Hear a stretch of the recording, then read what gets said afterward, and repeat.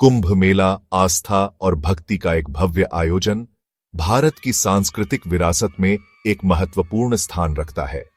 यह केवल एक धार्मिक सभा नहीं है, यह प्राचीन भारतीय ज्ञान का प्रमाण है जिसने ब्रह्मांड और मानव जीवन के अंतर संबंध को पहचाना। कुंभ मेला हिंदू पौराणिक कथाओं में गहराई से निहित है और इसका महत्व प्राचीन ग्रंथों और ज्योतिष ग्रंथों में वर्णित है। वैदिक ज्योतिष के अनुसार कुंभ मेला तब मनाया जाता है जब एक दुर्लभ खगोलीय संरेखण होता है। ऐसा माना जाता है कि यह संरेखण विशिष्ट स्थानों पर पानी को एक अनोखी ब्रह्मांड ऊर्जा से भर देता है। कहते हैं, इस ऊर्जा में आत्मा को शुद्ध करने, शरीर को ठीक करने और किसी की आध्यात्मिक चेतना को ऊपर उठाने की शक्ति है। लाखों श्रद्धालु आध्यात्मिक शुद्धि और आशीर्वाद की तलाश में इस पवित्र स्नान में भाग लेते हैं। कुंभ मेला आस्था का उत्सव है। यह भारत की समृद्ध सांस्कृतिक विरासत की एक जीवंत अभिव्यक्ति है। यह सभी वर्गों के लोगों को एक साथ लाता है, सामाजिक बाधाओं को पार करता है और एकता की भावना को बढ़ावा देता है। यह त्योहार प्राचीन परंपराओं की स्थायी शक्ति और आधुनिक दुनिया में उनकी निरंतर प्रासंगिकता का प्रमाण है।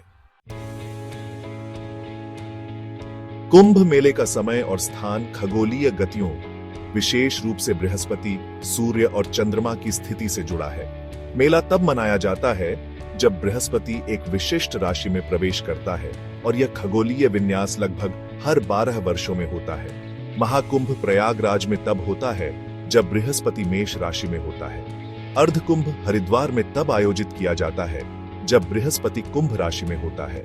उज्जैन में कुंभ मेला तब मनाया जाता है जब बृहस्पति वृश्चिक राशि में होता है। कुंभ मेले का सही समय विशेषज्ञ ज्योतिषियों द्वारा निर्धारित किया जाता है, जो ग्रहों की स्थिति और शुभ मुहूर्तों की सावधानी पूर्वक गणना करते हैं। यह खगोलीय नृत्य कला ब्रह्मांड और मानव जीवन के बीच गहरे संबंध को रेखांकित करती है। कुंभ मेला अपना पौराणिक महत्व समुद्र मंथन, ब्रह्मांड महासागर के मंथन की प्राचीन कथा से लेता है। हिंदू धर्म ग्रंथों में वर्णित यह महाकाव्य उस समय का वर्णन करता है जब देवताओं और असुरों ने अमृत नामक अमृता का अमृत निकालने के लिए आदिम महासागर का मंथन किया था। इस ब्रह्मांड मंथन के दौरान अमृत से भरा एक कलश कुंभ समुद्र से निकला। इस जीवन अमृत को प्राप्त करने के लिए देवताओं और असुरों के बीच एक भयंकर युद्ध हुआ। ऐसा माना जाता है कि इस संघर्ष के दौरान अमृत की बूंदें पृथ्वी पर 4 स्थानों प्रयागराज, हरिद्वार, नासिक और उज्जैन पर गिरी थीं। इस प्रकार कुंभ मेले को इस खगोलीय घटना के स्मरणोत्सव के रूप में देखा जाता है। मेले के दौरान किए जाने वाले पवित्र स्नान को आत्मा को शुद्ध करने और आशीर्वाद देने वाला माना जाता है, जैसे अमृत ने इसे पीने वालों को अमरता प्रदान की थी। यह कथा अच्छाई और बुराई के बीच निरंतर संघर्ष और आध्यात्मिक ज्ञान प्राप्त करने के महत्व की याद दिलाती है।